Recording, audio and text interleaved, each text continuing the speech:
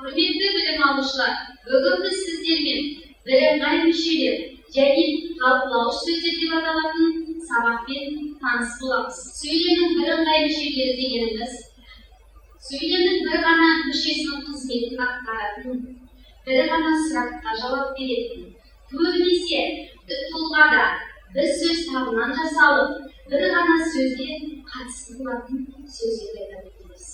Мысалы, өсек, өтірік, мақтаншақ, еріншек, егер, мал шашпақ дегеніміз бірыңғай мүшелер. Сөйлемнің барлық мүшесінен бірыңғай мүше боламады. Олай болса көжетіп көрейік. Бірыңғай бастауыштар. Жаз келер, қысты күнгі, қысым өтіп, қар, суық, аяз, боран бәрі өтті. Міне бұл жерде қар, суық, аяз, боран дегеніміз не деген сұраққа жауап беріп, бірыңғай бастауыш болды. Ал енді баяндауышқа келетін болсақ, жауабын айт, не сұрастырып көрейін. Мұның осы жерде сұрастырып көр, жауабын айт дегенді айтыңыз. Бірыңғай баяндауышқа келетін. Ал енді бірыңғай толықтаушылар. Ащы менен тұщыны тапқан білер, алыс менен жақынды жоқтан білер. Мына бұл жерде ащы менен тұщыны дегеніміз, алыс менен жақынды дегеніміз бірыңғай толықтаушылар. Не деген сұрақ жауап береді? Бұл жерде талдаулық шылаудан бар. Бірыңғай анықтауыштар. Не қыздың, не жігіттің сөзі керек. Бұл жерде іліксіздігінде қыздың, жігіттің деген сөздеріміз анықтауыш қызметін атқарады. Және бір мысал, дала қызыл, сары, көкшіл түстермен құлпырып тұр. Қандай түстермен құлпырып тұр? Қызыл, сары, көкшіл деген сөздеріміз қандай деген сұраққа жауап беріп, бірыңғай анықтауыш болады. Бірыңғай пысықтауыш. Ділді абайға сүйкімді, сұлу көрінді. Қалай көрінді? Сүйкімді, сұлу көрінді. Міне барлық сөз алған бірыңғай мүшелері болады екен. Сөйлемнің бірыңғай мүшелері жалғаулықсыз және жалғаулықтар арқылы жасалады екен. Жалғаулықсыз әйелдердің біреулері бекеннің үйін жинап сыпырып жатыр, біреулері отын жағып, суын тасып, шайын қойып жатыр. Бұл жерде жалғаулықсыз, ұласпалы информацияны айтып жатыр. Ал енді жалғаулықтармен жасалады дегеніміз жалғаулық шылғаларды жасалады. Олардың бірнеше түрі бар. Ыңғайлы жалғаулықтар. Мен, және, да, та, тағы басқа жалғаулықтар. Кезектесті жалғаулықтар. Біресе, бірде, кейде деген жалғаулықтармен жасалады. Қарсылықты жалғаулықтар. Бірі, алайда, дегенмен, безгенмен және басқалар. Талғаулықты жалғаулықтар.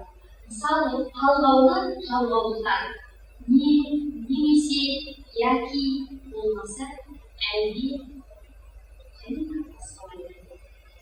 Ал енді мысалдар келеді. Арба да, дөңгелектер де, адамдар да, олардың бойлары да қызғылт шамның ішінде. Міне бұл сөйлемде да деген ыңғайлы сәнді жалғаулыққа келді. Олар бірнеше рет қималанғандықтан, олардың арасында үтірлер ойланды. Сонымен бірыңғай мүшелі сөйлемдер жалғаулық білетін болса, жалғаулығы қайталанбай келген болса, үтір болды. Жалғаулыққа қайталанып келсе, үтір болды. Егер де жалғаулықсыз келетін болса, әрбір бірыңғай мүшеге кейін үтір ойланады. Ал енді жалпылауыш сөздер. Бірыңғай мүшелермен үнемі байланысқа түсетін жалпылауыш сөздер бар. Сөйлемде бірыңғай мүшелерді түсіндіріп, жинақтап тұрады екен. Олардың да бірнеше жасалған жолы бар. Бірінші, сілтеу есімдіктерді жасалады екен. Мыналар, мынау, сол, осылар және тағы басқа. Екінші, жалпылау есімдіктермен жасалады. Бәрі, барлығы, баршасы және тағы басқа. Сан есімдермен жасалады.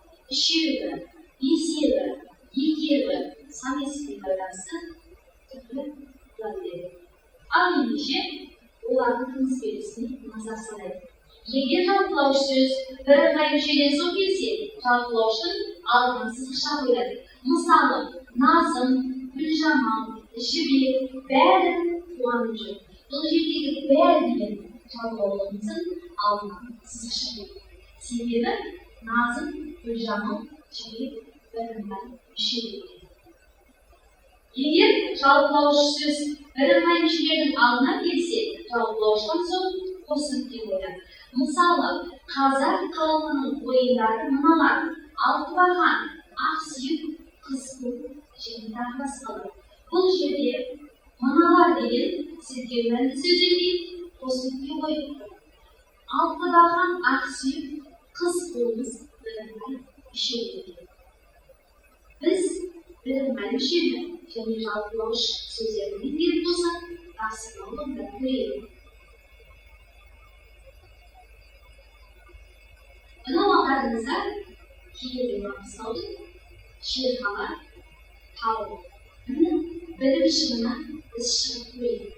Бірінші етегіміздегі сұраққа дұрыс жауап беріп жұмыс жасай алсақ, шыңға қарай жылдамыз. Олай болса, тапсырманы орындап қойыңыз. Сөйлем мүшесіне талдаңыз.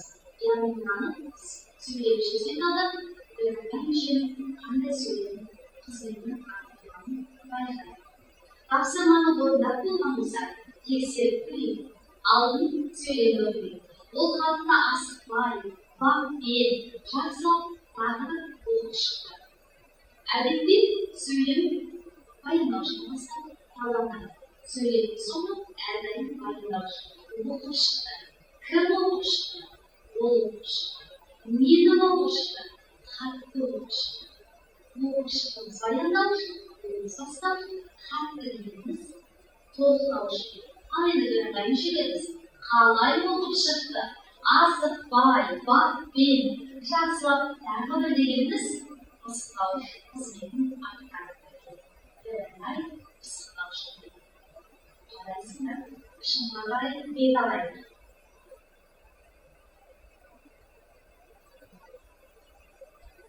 Сөйлем мүшесіне талдап, бірыңғай және жалпылауыш сөздердің жасалу жолынан таңдау жасаңыз.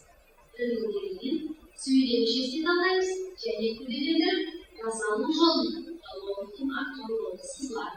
Сұрағын және сөйлем мүшесін атқарған қызметін жазамыз. Екі сөйлем. Екінші сөйлеміміз жалпылауыш сөйлемдер. Орындап болса, жауабымызды тексеріп көрейік. Жүрісіміз кейде бүкіл, кейде бүкем жүріс. Ал жасалу жолы бір сөйлемде жалғаулықты кезектес шылаулар бар. Ал бірыңғай мүшеміз бүкіл, бүкем. Сұраққа қандай деген сұраққа жауап береді. Сөйлем мүшесі бірыңғай анықтаушы.